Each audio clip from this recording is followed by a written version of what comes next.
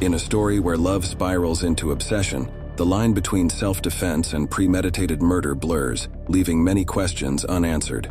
In this episode, we delve into the life and untimely death of a young and ambitious attorney, and the disturbing events that led a brilliant student to pull the trigger not once, but 6 times. Ryan Poston, born on December 30th, 1982, was raised in Fort Mitchell, Kentucky. He pursued his passion for law at Northern Kentucky University's Salmon P. Chase College of Law, graduating in 2008. Driven and focused, Ryan quickly established his own law practice, specializing in personal injury cases. Described by friends as charming and thoughtful, Ryan was the kind of person who could light up a room and draw others to him with his vibrant personality and sharp wit. Shayna Hubers, born on April 8, 1991, was equally accomplished in her academic pursuits. She graduated from the University of Kentucky in just 3 years and pursued a master's degree in school counseling, a testament to her intellectual prowess and dedication. Her friends and peers described her as highly intelligent and often overly enthusiastic about her academic achievements. The two initially talked on Facebook before meeting at a pub on April 8, 2011. Their connection was instant, but the initial charm of their relationship started to unveil underlying tensions. As the relationship progressed, their interactions became a complex web of emotional highs and lows. Shayna was known to be possessive and at times overly dependent on Ryan for emotional support. On his part, Ryan felt increasingly suffocated by Shayna's clinginess and her intrusions into his personal space. Their tumultuous dynamic was marked by frequent breakups and reconciliations that lasted for about 1.5 years. Shayna often envisioned a future with Ryan, while he grew more uncertain about their relationship. His attempts to create distance were met with Shayna's intensified efforts to hold on, leading to a cycle that was both toxic and consuming. The relationship between Ryan and Shayna culminated in a tragic turning point on October 12, 2012. On that fateful day, Ryan had plans that did not include Shayna. He was scheduled to meet Audrey Bolte, a beauty queen and 2012 Miss Ohio USA, for drinks.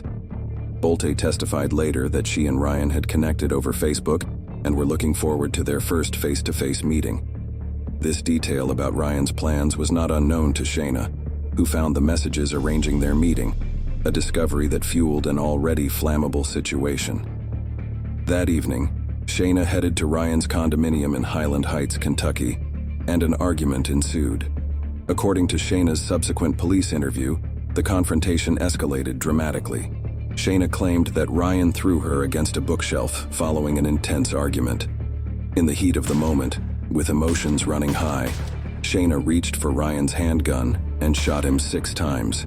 The decision was fatal and irreversible. Ryan was shot in the head, neck, and torso, dying almost instantly.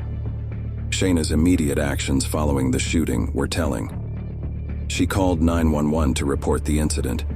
During the call, she repeated she acted in self-defense and inquired if she was going to get arrested, as she was not a criminal. She also stated she had shot him 15 minutes prior to making the call.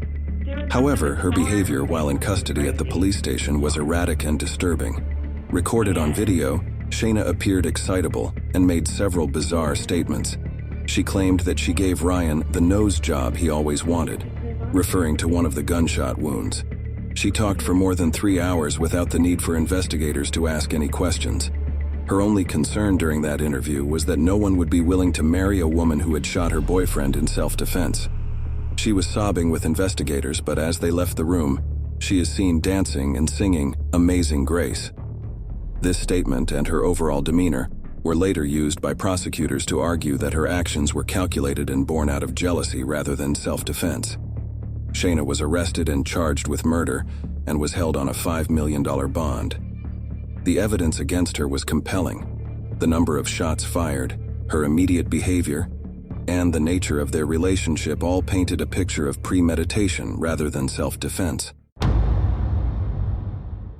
Shayna Hubers' first trial began on April 13, 2015, where she faced the charge of murder.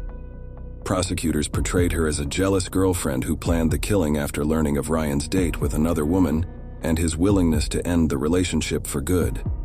They emphasized her actions and statements post-crime, which seemed to contradict her claims of self-defense. The jury deliberated for about 5 hours before finding her guilty of murder on April 23, 2015. Based on the gravity of her actions and the evidence presented, Shayna was sentenced to 40 years in prison, with a possibility of parole after 20 years. However, the legal saga took an unexpected turn when Hubers' attorneys successfully argued for a retrial. It was discovered that one of the jurors in her 2015 trial had a felony conviction, which under Kentucky law invalidated the juror's eligibility to serve. On August 25, 2016, Shayna's initial conviction was overturned and a new trial was ordered. The retrial commenced on August 8, 2018, bringing Shayna back into the courtroom. This time, her defense team introduced more details about their turbulent relationship, attempting to frame her actions within the context of self-defense against an allegedly abusive partner. Despite these efforts, the prosecution reiterated their stance that Shayna's motives were driven by jealousy and rejection. After another round of deliberations, the jury again found Shayna guilty of murder on August 28, 2018. Reflecting the severity of the crime, she was sentenced to life in prison, with eligibility for parole after 17 years. She is now serving her sentence at the Kentucky Correctional Institution for Women. All our thoughts and prayers go to Ryan's family.